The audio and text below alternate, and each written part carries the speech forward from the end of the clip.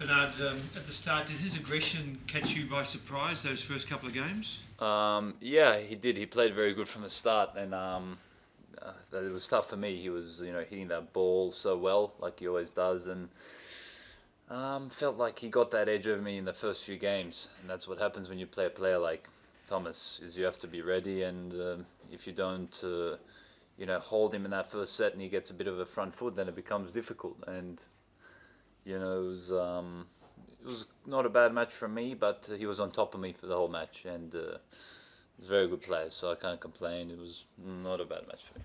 Really, the times when you just have to say that's just too good, that the guy just is too good on the day? Yeah, he was stronger, he was ready, I was playing better, so if I had played better, served better, might have had a better chance. Maybe after that second set, who knows.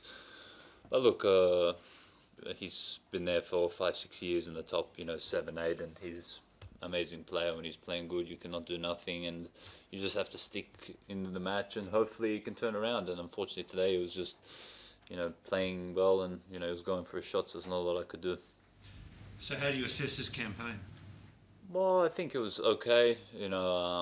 Probably didn't play my best tennis this, last week, but it was solid. I'm very happy with the performance this week. Now I push the next few months. I have a lot of tournaments. I'm going to Memphis, Delray Beach, Acapulco, so many tournaments. Till Wimbledon, I don't defend nothing. So for me, the goal is to get top 20 soon. So I try this. Is Davis Cup on the agenda, Ben? Yeah, for sure it is. It's after Acapulco, and it's going to be big as well. We're playing Czech, and I don't think Tomas is playing. We don't know what the story is there, so we'll see. There's a lot of points on offer as well in the Davis Cup, so it's going to help towards my ranking. And I take everything in the last few weeks and use it now to prepare for tournaments in the States and try improve my ranking even more. I thought you improved a lot in the second set. Just how deflating was it to lose that tiebreak? Yeah, emotionally, after that, it was so tough, and I said to myself, look, if you want to win this match, you have to play 3 very good sets now from being 2 sets to love up. And he's a very good front runner, and that's when he's on the front foot and if he's winning and comfortable, it's tough to turn it around against him. I've watched him play so many matches against top players where he's up and they can't do anything. So it felt like that today. So I tried to hang in there and stuff, but he just kept going for his shots even more, and he felt free that he couldn't even miss. And he's been working hard. I heard a lot the last few months, and he's improved a lot. And he's probably one of the, one player I think that hasn't won a slam that should have won at least a couple. He's a very, very good player. Last time you made it to the 4th round here a few years ago, you played every single match on laver of your 4. This time you didn't play on laver once. Wondering if that's at all strange to you. Oh yeah, I spoke to a few people about it, and Lleyton as well. Much more people. I think the scheduling was ridiculous this year.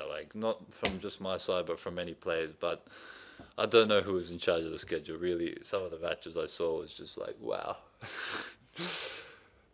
You said every day you keep expecting to be on there and you never were? Oh no, I didn't mind that, but some of the other matches I saw, I was like, what the hell, Any in particular that jumped out? I don't know. You have to ask Craig Tiley that. That's the guy that's organising everything. Apparently, he's the best. It wasn't just you though. It was Kyrgios never got on laver. Hasn't got on there yet. That's Craig Tiley. He's a good guy, Okay. No, from what I heard in the locker room, not just myself, there was talk, there was some the scheduling was being a bit funny. So I can't, I'm not going to blame from my side, but on behalf of the people I've talked to, they say as well. So it's not just me that's saying it. So, and you guys have seen as well. Yeah. So it has been a common conversation with players too. 'Cause it definitely has been with media guessing what's going on with the schedule. Yeah. Well, I don't know. If I would have run the schedule, I would have made it interesting. This particular campaign, from this side of the fence, the public perception of you seems to have increased, and there seems to be a bit more out there. How have you seen it from your side of the fence? It felt very good the last few months, last few weeks, I should say. The support throughout Australia have been playing very good, and I'm happy on court, and that's the main thing, enjoying tennis, and now it's coming good. And I know if you enjoy the sport, you respect the game will give back to you, and I've learnt a lot the last few weeks, helps me a lot. I think after this tournament, inside the top 45 or 40. So me, I work very hard now the next 1 month to get inside the top 25 and then push the top 20. But that's my goal. After I achieve that, there's going to be new goals for me. So I'm very looking forward to the next 1-2 months.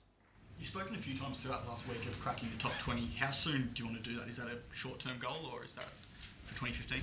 Yeah, it's not so far away now, is it? Probably after this tour, I don't know, it's probably like 20 spots. I don't know where I'll be, 40 or something. So I keep pushing. I play a few good tournaments now in Memphis, Delray Beach, 250s, maybe win a title, and who knows, I'm inside already. So it's somewhere like there I have to work hard and just make points and keep consistent each week. And if I'm playing the way I'm playing like now and keep working, then, you know, in 3-4 months I could be inside the top 30, top 20, but just have to work and continue playing the way I'm playing. You really enjoy working with Lleyton. How important is that also in the Davis Cup environment? It's huge. You know, it's probably one of the most respected guys out there, and I respect Lleyton so much of, you know, not just of what he's achieved, but as a person, he's a great guy, and, you know, he gives back to a lot of us, and if he can help in any area, you know, me, for example, or Tanasi or Nick, it's very good to see that, and he's a true champion, and you know, I get along with him so well. So now it's obviously we're going to focus on the Davis Cup. We have in Czech, it's opportunity for us if Tomas doesn't play, but we're going to be assessing, well, not me, Pat and who guys who are playing the team, but before that I've got a few tournaments, so I have to focus on these tournaments, so yeah. Just on Davis Cup, you guys have had a pretty rough draw the last few years. How much of an advantage bonus would it be if Tomas didn't play? Well, huge, to make a big difference, but I think even if he, you know, doesn't play, then, you know, you have also guys like Rossol, and, you know, you have Vaselli winning tournaments now, and the doubles team is strong, so it's still strong, but if Tomas cannot play, it's like a big benefit for us for sure.